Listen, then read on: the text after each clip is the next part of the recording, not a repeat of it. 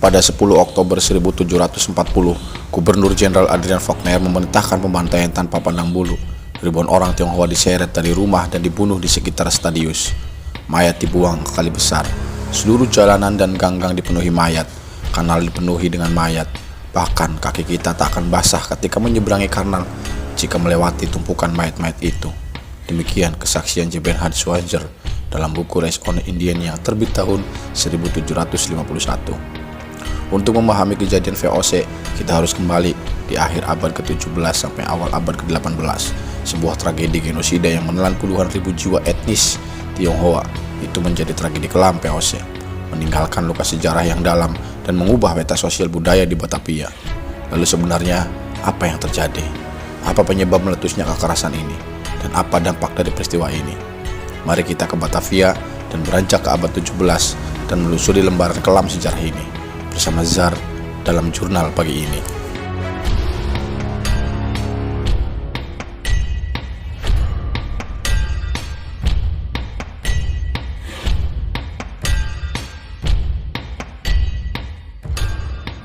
Masa pemerintahan Gubernur Jenderal Jan Pieterszoon Koon memerintahkan kolonel Belanda sengaja mendatangkan imigran dari Tiongkok dan untuk mengisi kekurangan tenaga kerja, mengembangkan pertanian, dan menggerakkan roda perdagangan. Strategi ini sangat berhasil. Dalam waktu singkat, warga keturunan Tionghoa menjadi kelompok masyarakat yang paling aktif secara ekonomi.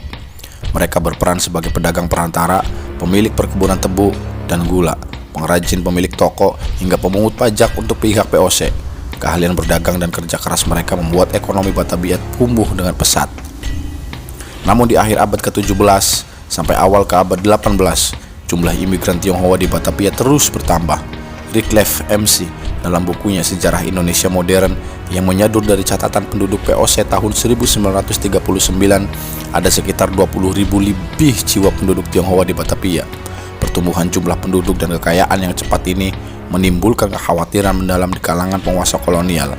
Pemerintah POC merasa posisi kekuasaannya terancam jika satu kelompok etnis memiliki kekuatan ekonomi dan jumlah penduduk yang begitu besar.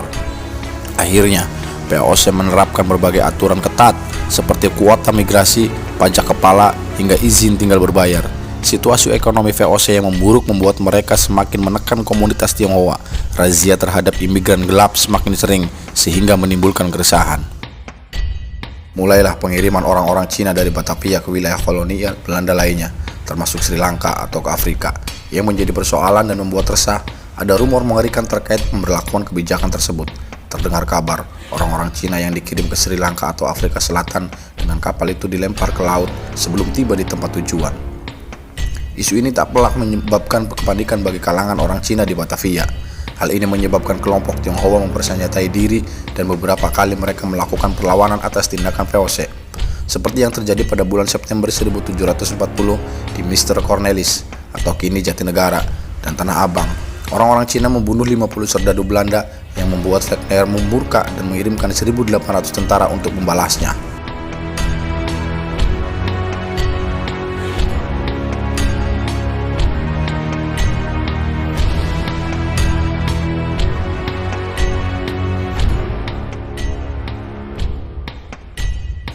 Ketegangan antara VOC dan komunitas Tionghoa pecah menjadi kekerasan brutal. Tanggal 8 Oktober 1740, orang-orang Tionghoa dari wilayah sekitar Batavia, termasuk Tangerang dan Bekasi, turut bergabung melakukan perlawanan balik. Jumlah mereka tidak kurang dari 10.000 orang. VOC pun melawan semakin gencar melawan. Faulkner mengerahkan pasukan militer yang lebih besar pada 9 Oktober 1740. Sejak pagi hari, ratusan serdadu Belanda disebar untuk membersihkan orang-orang Tionghoa di Batavia, baik yang menetap di dalam benteng maupun yang ada di luar tembok. Thomas Stamford Raffles dalam bukunya The History of Java yang ditulis tahun 1830 mencatat, ada 1.789 orang peranakan Cina terbunuh dalam insiden ini. Pada 10 Oktober, Gubernur Jenderal Adrian Faulkner memerintahkan pembantaian tanpa pandang bulu. Ribuan orang Tionghoa diseret dari rumah dan dibunuh di sekitar Stadius. Mayat dibuang ke Kali Besar. Dalam 2 hari itu, diperkirakan 7.000 sampai 10.000 orang Tionghoa tewas. Aksi keji pun terjadi. Hampir seluruh orang Cina yang ditemukan, tua, muda, pria, wanita, bahkan bayi hingga lansia, dihabisi dengan membabi buta. Bahkan mereka yang sedang dirawat di rumah sakit pun tidak luput dari pembantaian. salah satu serdadu POC, C. Bernhard Schwarzen, yang turut dalam genosida itu dalam kesaksiannya menyebutkan di gang-gang, di jalan-jalan, dan di kanal dipenuhi tumpukan mayat dan darah yang mengalir segar. Selama 13 hari, ribuan orang Tionghoa dibantai tentara Belanda. Tidak kurang dari 10.000 jiwa melayang dalam tragedi yang terkenal dengan nama Geger Pecinan itu. Polemik kian membesar saat isu orang-orang Cina akan memperkosa perempuan lokal dan membunuh para prianya atau menjadikannya budak. Isu ini membuat penduduk lokal pribumi dari berbagai suku berkumpul dan bergabung dengan POC untuk memburu orang-orang Tionghoa dan membunuhnya. Dalam buku pembantaian massal 1740, Tragedi Berdarah Angke yang ditulis oleh Hambing Wijayakusuma, menurutnya situasi ini dimanfaatkan oleh Faulkner dengan menggelar sayembara. Hadiah besar akan diberikan kepada siapa yang berhasil memenggal orang Tionghoa. Dampaknya tidak main-main, ratusan orang Cina ditangkap dan disembelih di halaman balai kota, termasuk para tahanan. Pembantaian berlangsung setidaknya hingga 22 Oktober 1740, belum termasuk rangkaian upaya pembersihan setelahnya. Tercatat dalam Batavia in 1740 sampai 1840 yang ditulis oleh Van Huvell, sekitar 10.000 orang Cina tewas, 500 orang luka berat, dan 700 lebih rumah warga Tionghoa dijarah dan dibakar baik oleh serdadu POC maupun kaum pribumi. Pada akhirnya, kejadian di Geger Pecinan mengakibatkan perubahan tata ruang dan sosial budaya di Batavia. Pasca 1740, pemerintah kolonial melarang warga Tionghoa tinggal di dalam tembok tua. Mereka dipusatkan di wilayah di luar tembok, yang kini kita kenal sebagai kawasan Glodok. Pembatasan wilayah pemukiman ini menjadi cikal bakal segregasi sosial yang bertahan hingga berabad-abad lamanya. Bagi kita hari ini, Geger Pecinan adalah peringatan keras. Sejarah mengajarkan kita bahwa diskriminasi, perlakuan tidak adil, dan pembedaan perlakuan berdasarkan asal-usul atau etnis adalah benih dari bencana kemanusiaan.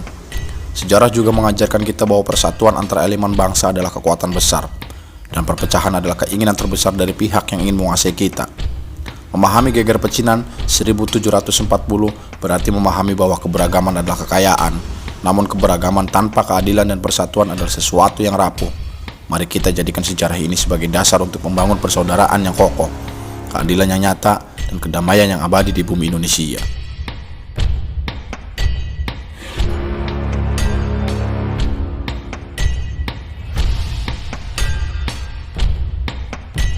...280 tahun lebih telah berlalu sejak tragedi Geger Pecinan terjadi. Namun, peristiwa ini masih sangat relevan untuk kita bahas dan kaji, bukan untuk membuka lama atau menumbuhkan dendam, melainkan untuk mengambil pelajaran sejarah yang sangat berharga bagi bangsa Indonesia yang majemuk ini. Secara analitis, Geger Pecinan 1740 bukanlah konflik yang timbul secara alami antara etnis Tionghoa dan penduduk pribumi. Berdasarkan kajian sejarawan, akar utama masalah ini terletak pada 3 faktor. Pertama, kebijakan kolonial pemisahan. POC sengaja mengelompokkan masyarakat berdasarkan ras dan etnis, serta memberikan hak dan kewajiban yang berbeda-beda, sehingga menciptakan jarak sosial dan kecurigaan. Kedua, kesenjangan ekonomi yang tidak diatur.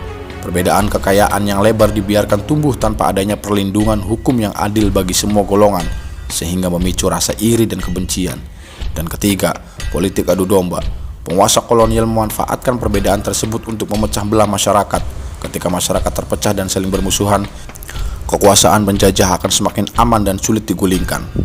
Semoga dari ketiga faktor ini tidak akan terjadi di masa sekarang di negara yang kita cintai ini. Terima kasih sudah menonton video ini. Jika berkenan, dukung channel ini agar bisa terus berbagi wawasan. Cukup dengan cara subscribe, like, komen, dan share video ini. Sampai jumpa di jurnal pagi berikutnya. See you.